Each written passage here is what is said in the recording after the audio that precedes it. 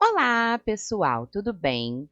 Partindo para a nossa terceira parte do estudo do equilíbrio químico, hoje nós iremos falar sobre o grau de equilíbrio.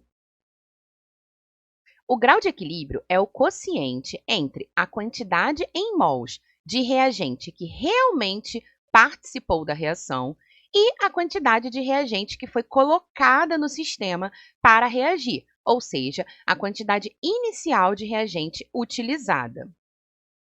Então, nós temos a quantidade inicial de reagente no denominador e a quantidade que efetivamente foi consumida durante a reação no numerador. O grau de equilíbrio, que é representado pela letra grega alfa, pode ser demonstrado em porcentagem, apenas fazendo-se a multiplicação do seu valor por 100. Então, quando nós temos uma reação onde todo o reagente adicionado foi consumido, nós temos um grau de equilíbrio igual a 100%. E quando a reação não consome todo o reagente, nós temos valores abaixo de 100% para o grau de equilíbrio. Analisando esse quociente, é fácil perceber que o grau de equilíbrio numericamente vai variar entre 0 e 1 e em porcentagem entre 0 e 100%. O grau de equilíbrio é um importante parâmetro para que possamos avaliar a extensão de uma reação, ou seja, se uma reação teve um bom rendimento ou não. Quanto maior o grau de equilíbrio, maior será o rendimento de uma reação química. Quando entrarmos no estudo do equilíbrio iônico, veremos que o grau de equilíbrio também é capaz de determinar quanto um ácido ou uma base está ionizado ou dissociado. E aí, neste caso, nós mudamos o nome de grau de equilíbrio para grau de ionização ou grau de dissociação.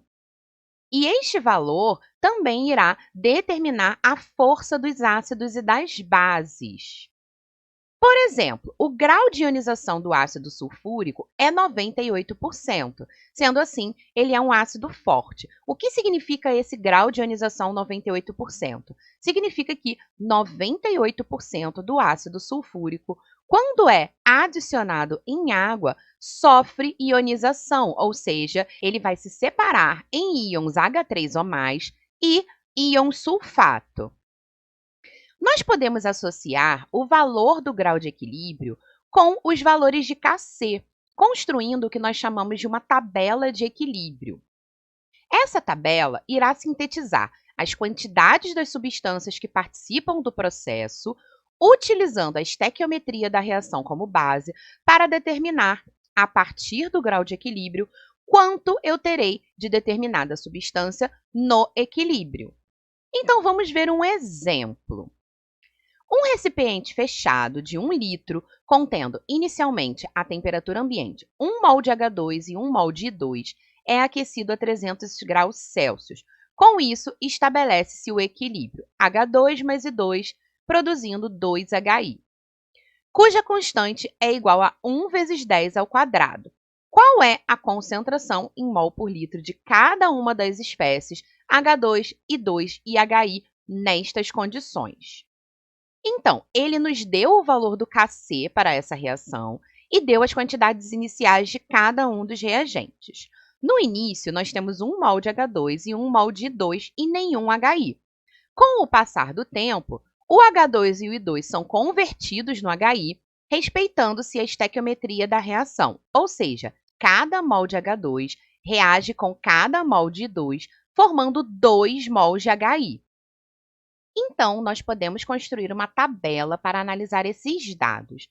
Partindo-se da reação, nós temos, no início, 1 mol de H2, 1 mol de I2 e 0 de HI, pois o HI é o produto e ele não está presente no início da reação.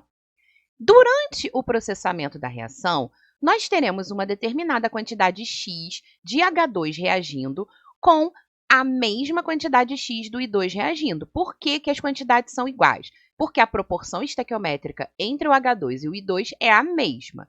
E isso irá formar o quê? 2x de HI. Por que 2x? Porque eu produzo o dobro de HI na proporção estequiométrica. Após o equilíbrio ser estabelecido, quais serão as minhas quantidades? O quanto eu tinha no início, menos o quanto variou durante a reação. Então, para o H2, eu terei 1 menos x na minha quantidade. Para o I2, também 1 menos x. E para o HI, eu terei 2x. Por quê? Porque eu não tenho nada do HI no início, então eu teria somente o quanto foi formado, que foi formado exatamente 2x do HI. Como o volume do recipiente é igual a 1 litro, as concentrações em mol por litro no equilíbrio serão: o H2 e o I2 terão a mesma concentração, ou seja, 1 menos x mol por litro, e o HI será 2x mol por litro.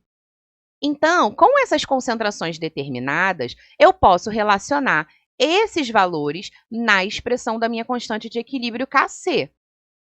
O problema deu o Kc igual a 1 vezes 10 ao quadrado. Eu sei que o H2 e o I2 valem 1 menos x e o HI vale 2x. Então, nós podemos usar a expressão do Kc e substituir esses valores. O Kc para essa reação será HI ao quadrado dividido por H2 vezes I2. Então, substituindo, nós teremos 2x ao quadrado, porque 2x é a concentração do HI, e para o H2 e o I2 eu tenho os mesmos valores, 1 menos x. A partir daqui, nós temos que fazer um trabalho de matemática. 1 menos x vezes 1 menos x equivale a 1 menos x ao quadrado. Então, eu tenho 2x ao quadrado dividido por 1 menos x ao quadrado. Então, eu posso colocar essa relação matemática dentro de uma única potência, que ficará Kc é igual a 2x dividido por 1 menos x ao quadrado, visto que o 2x e o 1 menos x estavam ao quadrado isoladamente, então eu posso passar a potência para fora da minha divisão. Como o enunciado nos deu que o Kc é 10 elevado ao quadrado, nós podemos igualar esse valor à minha expressão. Então, eu tenho 10 elevado ao quadrado igual a 2x sobre 1 menos x ao quadrado. Aqui, a gente pode fazer a simplificação das potências 2. Então, eu vou ficar com 10 é igual a 2x dividido por 1 menos x. Então, agora, passando 1 menos x para o outro lado, multiplicando, nós teremos 10 menos 10x é igual a 2x. Então, 12x será igual a 10, o que significa que o meu x é igual a 0,83. A partir do valor de x encontrado, eu consigo descobrir qual é a concentração de cada uma das substâncias no equilíbrio. Basta fazer a substituição.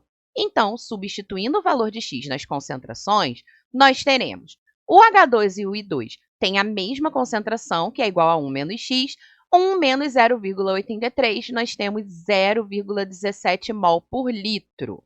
Já a concentração do HI, que é 2x, será 2 vezes 0,83, ou seja, 1,66 mol por litro. Então, eu posso utilizar as quantidades iniciais das substâncias e o valor do Kc, construindo uma tabela de equilíbrio para chegar ao valor das concentrações de cada substância no equilíbrio. Outra possibilidade é o problema dar a concentração de uma das substâncias no equilíbrio e, por proporção estequiométrica, eu conseguir completar a tabela de equilíbrio e chegar ao valor do Kc. Bom, gente, essa foi a nossa aula de hoje. Espero que vocês tenham entendido e até a próxima!